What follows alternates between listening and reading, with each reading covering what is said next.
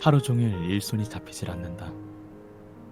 1분이 멀다 하고 주머니 속에 있는 핸드폰을 꺼내 부재중 전화가 와 있지 않나 확인해 본다. 병원에 간 아내에게 걸려올 전화를 기다리는 것이다.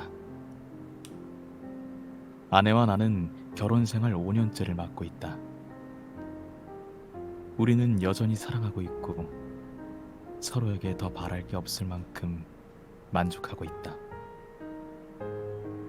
하지만 우리에겐 아이가 없다. 주변의 염려들을 처음엔 무시했지만 서서히 불안해지기 시작해 결국엔 병원에서 검사를 해보기로 한 것이다. 그리고 오늘이 결과가 나오는 날이다.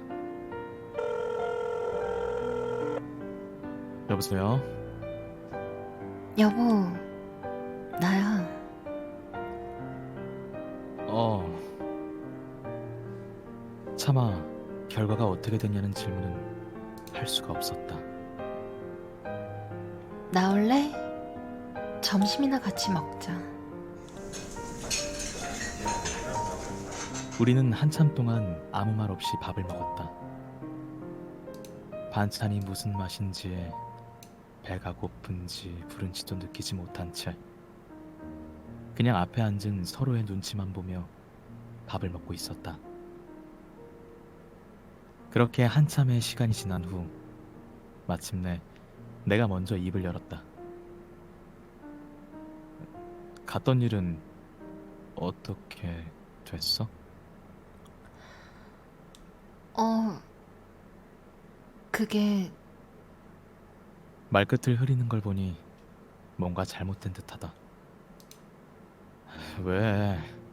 괜찮아. 얘기해봐.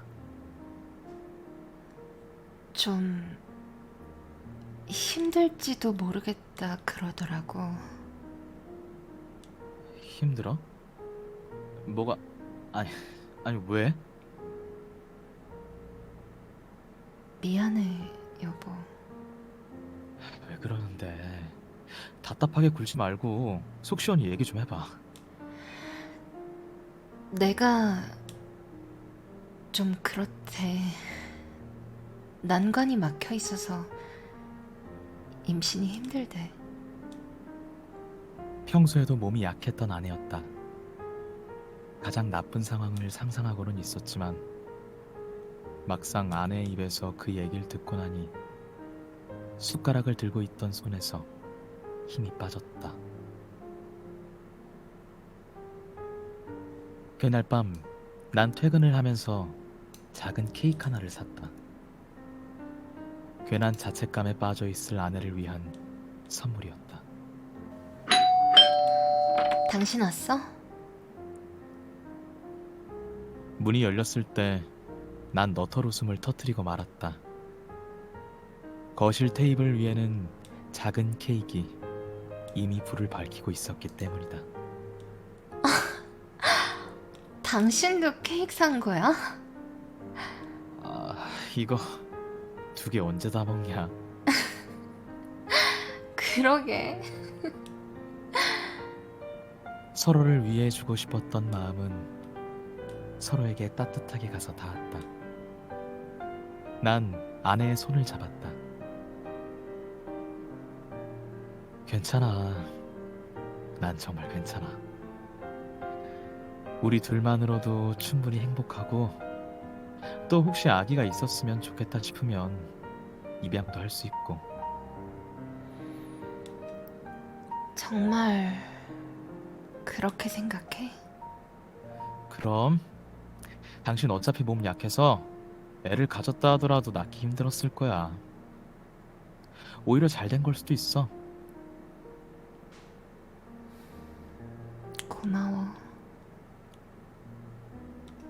아내가 케이크 위로 밝혀둔 초가 다 타서 없어질 때까지 우리는 서로의 눈물을 닦아주었다. 사실을 알고 난 후에도 우리의 생활은 달라진 게 없었다. 아내는 여전히 나를 위해 아침을 차렸고 난 조깅을 하고 들어와 아침을 먹고 출근을 했다. 저녁엔 둘이 함께 강변을 산책하고 주말엔 가까운 곳으로 여행도 다녔다. 아내는 예전처럼 맑게 웃었고 나는 추위를 타는 아내를 위해 여벌의 스웨터 챙기는 일을 잊지 않았다. 하지만 언젠가부터 내 못된 이기심이 고개를 들기 시작했다. 동네를 지나가다 꼬마 녀석들이 장난을 치는 모습만 봐도 괜히 울컥하는 마음이 치밀었고 목욕탕에 가서 아빠 등을 밀어주는 사내 녀석을 보면 하던 일을 멈추고 멍하게 앉아있기 일쑤였다.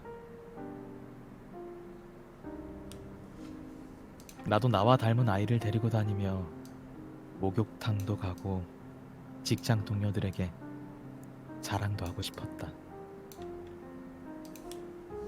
그런 마음이 들 때마다 아내에게 미안했지만 자꾸 쓸쓸해지고 억울해졌다. 회사 동료들과 술을 먹고 밤 늦게 집에 들어갔다. 아내는 식탁에 앉아 한약을 먹다가 들어오는 나를 보고 자리에서 일어났다. 이제 와? 뭐 먹어? 한약. 낮에 어머님이 두고 가셨어. 먹어봐야 뭐하냐. 안 되는 거라며. 나도 모르게 튀어나온 말이었다. 취중이긴 했지만 실수했다 싶어 얼른 아내의 눈치를 살폈다. 살짝 어두운 그림자가 아내의 얼굴을 스치고 지났다. 그러니까 내 말은 괜히 당신만 힘드니까. 그래, 무슨 말인지 알아. 얼른 들어가서 자.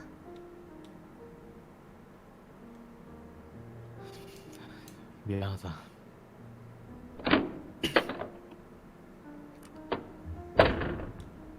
아내에게 몇 년 동안 한약을 해다 바치시던 어머니는 뭔가 문제가 있다는 걸 눈치채셨다. 그리고 아내를 집요하게 추궁한 결과 아내 쪽에 문제가 있다는 사실을 알아내셨다. 어머니는 길길이 뛰시며 이래서 몸 약한 아내와 결혼하는 것을 반대했던 거라며 옛날 얘기부터 줄줄이 꺼내놓으셨다. 아내는 가시돋친 말들을 묵묵히 받아내고 있었지만 나는 어머니에게 화를 내고 말았다. 기어코 어머니가 눈물을 보이게 만들었 그날은 하루 종일 담배만 피워댔다. 그만 피워. 벌써 한갑 다 피웠네. 내버려둬라.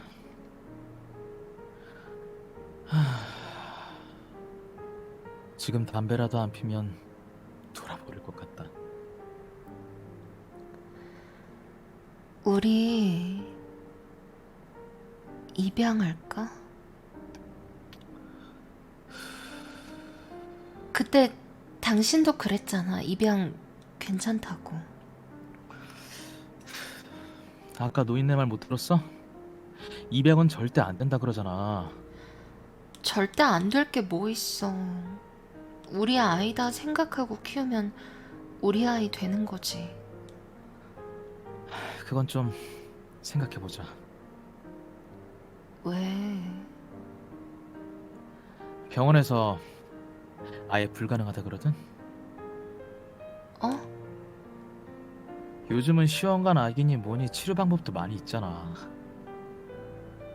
하는 데까지 해보자. 어?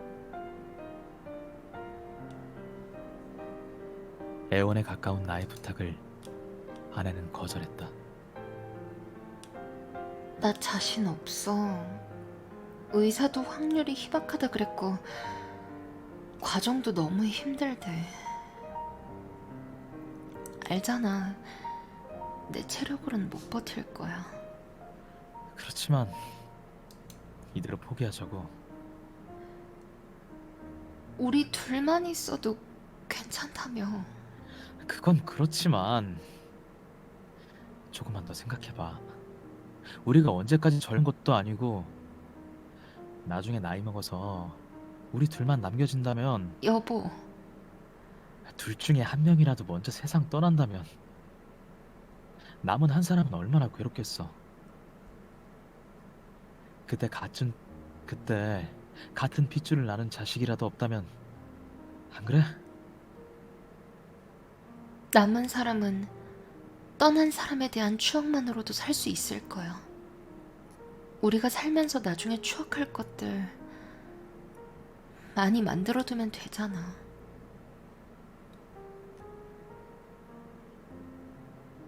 난 아무 대답하지 않았다. 다시 담배를 들고 불을 붙였다.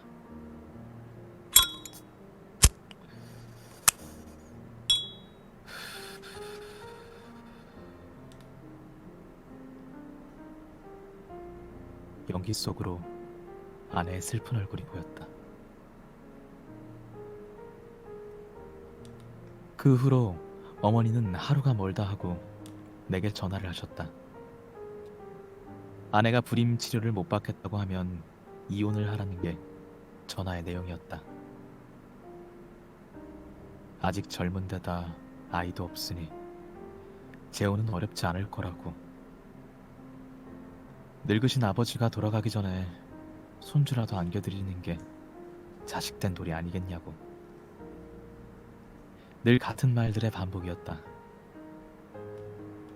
처음엔 화를 내며 전화를 끊었지만 어느 순간부턴 그 말들을 묵묵히 듣고 있는 나를 발견하게 됐다.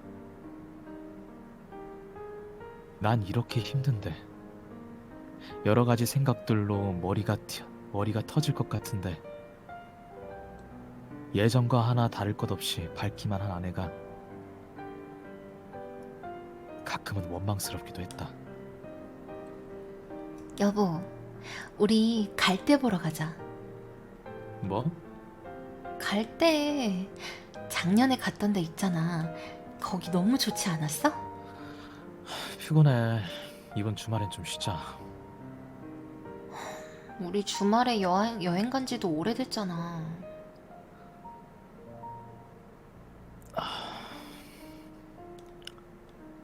지금 당신하고 여행 갈 기분 아니야. 짧게 한마디 하고 아내에게서 등을 돌려 누웠다. 내 등 뒤에서 아내가 어떤 표정을 짓고 있을지 눈을 감고도 알 수 있었다. 하지만 그녀를 위로하고 싶지 않았다. 이상하게 아내에게 매정하고 잔인하게 굴고 싶었다. 내가 아내를 괴롭히는 수위는 점점 높아졌다.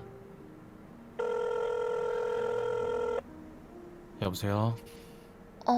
나야. 전화도 없이 안 들어와서 저녁 먹고 들어와? 음, 그럼 말을 해주지.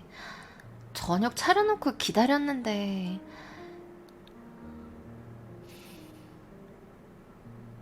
끊어.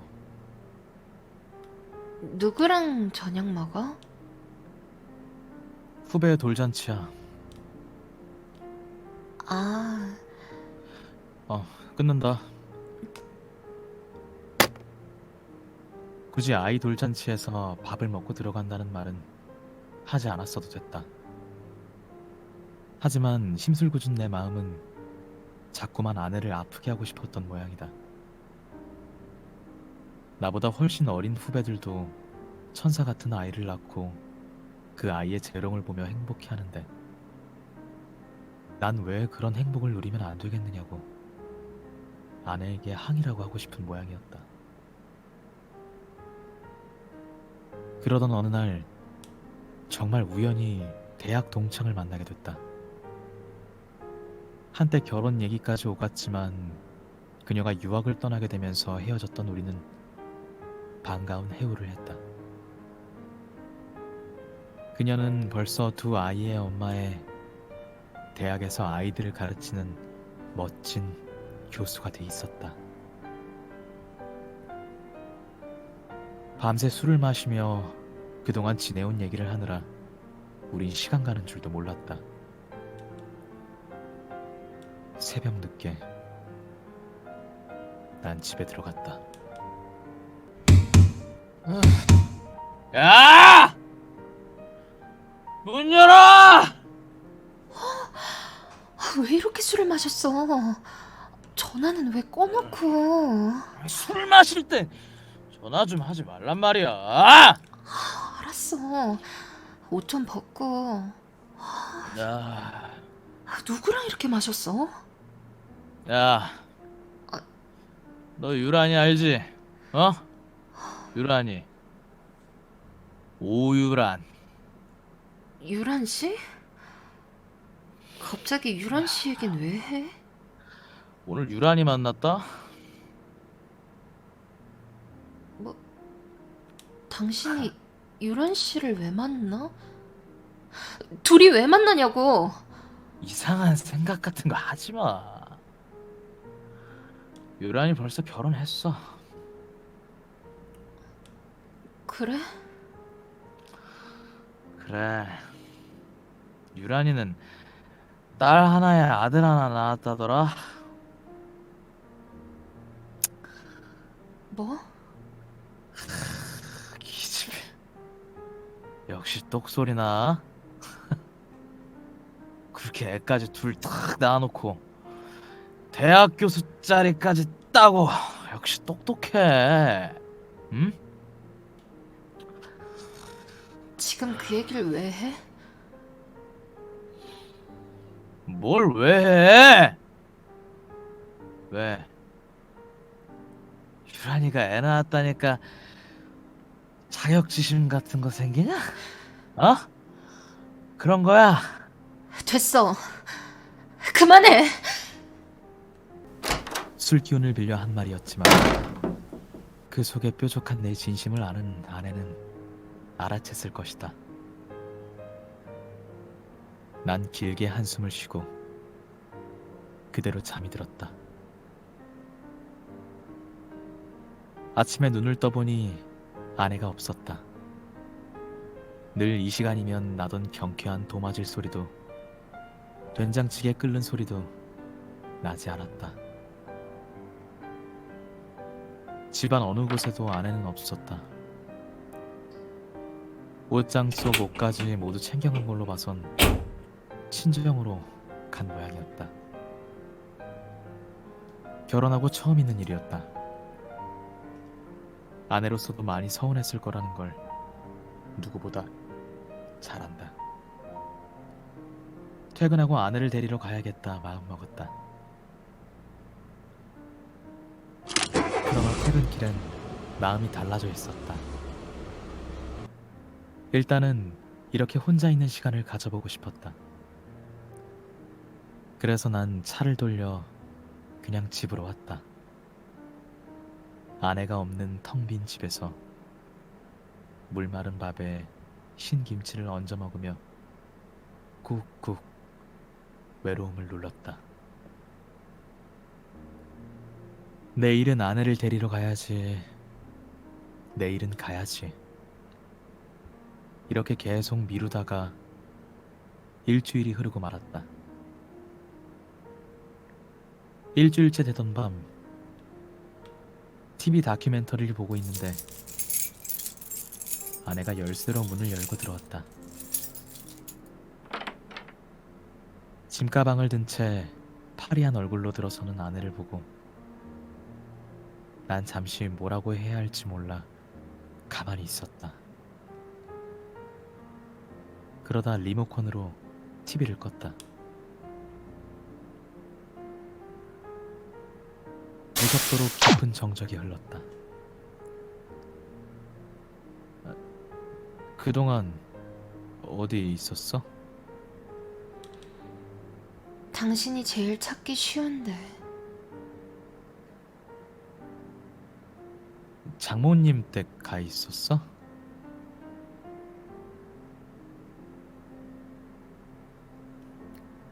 우리 그만 헤어질까? 어? 어제 어머님이 친정까지 오셨더라. 내 손을 잡고 그만 물러나달라고 그러시더라. 그러면서 우시더라. 예전 같으면 무슨 소리시냐고, 지금이 조선시대냐고.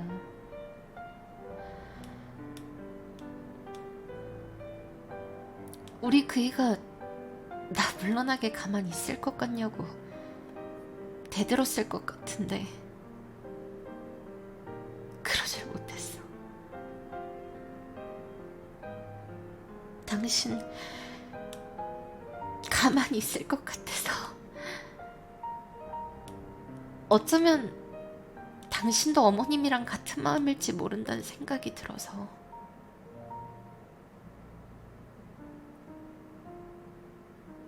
아니야, 그런 거. 아니어도 이젠 상관없어. 내가 당신을 믿지 못하겠어. 아내가 이혼하겠다고 나서자 어머니는 두 손 들고 환영했고 우리의 이혼은 착착 진행됐다. 이혼은 결혼보다 훨씬 간단하고 쉬웠다. 법원에서 모든 과정을 마치고 나오는 길엔 찬바람이 스산하게 불고 있었다. 가로수 아래 낙엽들이 아스팔트 위를 쓸고 지나갔다. 아내의 어깨가 추워 보였다. 스웨터라도 하나 걸치고 오지. 이제 당신이 그런 거 걱정 안 해도 돼. 그래, 그렇지. 잘 가. 나 많이 밉지? 당신한테 했던 약속들 하나도 못 지키고. 아니야. 나 오히려 홀가분해. 나도 사람이거든.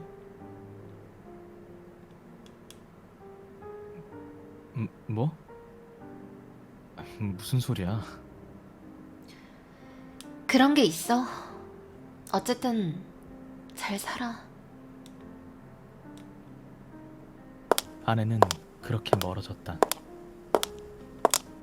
잠시 그렇게 아내를 바라보다가 나도 아내로부터 멀어지기 시작했다. 어머니의 성화로 이혼 직후부터 난 선을 보기 시작했다. 새로운 사람을 만나고 영화를 보고 차를 마시고 밥을 먹고 서로에 대해 진지한 이야기를 나누고 너무 오랜만에 하는 일들이었지만 싫지는 않았다. 그렇게 2년이 지났다. 여러 번의 만남을 통해 한 여자를 만났다. 젊은 시절 아내를 사랑했듯 그녀를 사랑한 건 아니지만 이 정도의 여자라면 두 번째 결혼 생활을 함께 할 수 있을 것도 같았다. 그녀는 건강했고 밝았다. 어머니도 그녀를 마음에 들어 했다.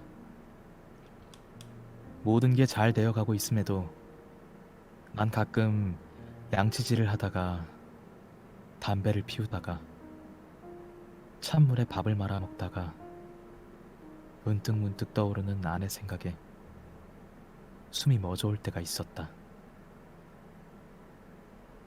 그럴 때면 있는 힘을 다해 큰 숨을 내쉬어 내 속에 아내 생각을 애써 몰아냈다.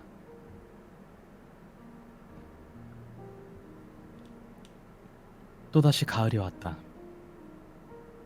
가을이 되면 늘 아내와 가곤 했던 강변에 갈대밭이 있다.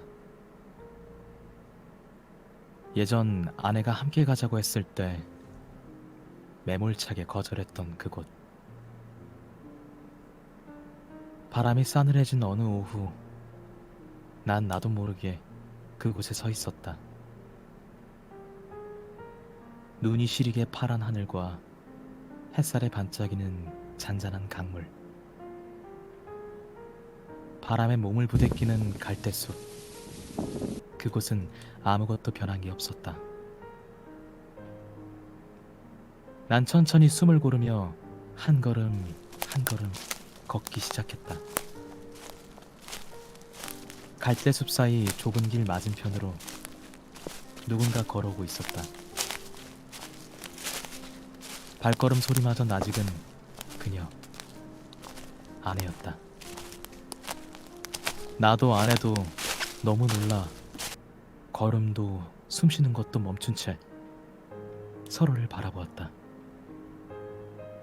처음엔 아내의 얼굴을 보고 놀랐고, 다음엔 동그랗게 부풀어 오른 아내의 배를 보고 놀랐다. 아내는 만삭의 몸이었다. 여보, 당신 어떻게...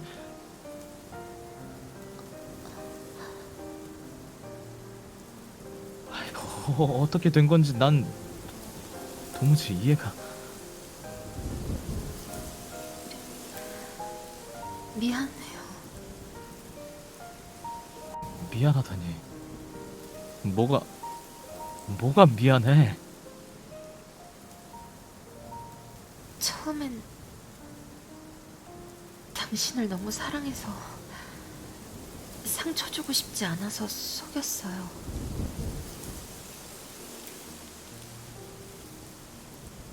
뭐? 그럼... 맞아요. 우리에게 애가 생기지 않았던 거 당신 때문이었어요. 그런데 그럼 나중에라도 얘기했어야 되잖아. 나중엔 차마 얘기할 수가 없었어요. 나를 미워하고 괴롭히는 당신 보면서 그게 자기 자신 때문이라는 거 알면 스스로를 그렇게 미워하고 괴롭힐 것 같아서, 그럴까봐 무서워서. 당신 나한테 복수한 거야? 마지막엔 그런 마음도 없지 않았어요. 나도 너무 아팠으니까. 어떻게? 당신 어떻게 나한테... 미안해요. 하지만 변해가는 당신 모습이 날 독하게 만들었어요. 내 사랑을 변하게 만든 것도 당신이에요. 눈물을 참으며 말을 끝까지 마친 아내는 서서히 발길을 옮긴다. 갈대숲 사이로 아내의 모습이 사라져간다. 변해버린 나를, 변해버린 사랑을. 아내는 그렇게 내팽개친 채 깊은 가을 속으로 사라져간다.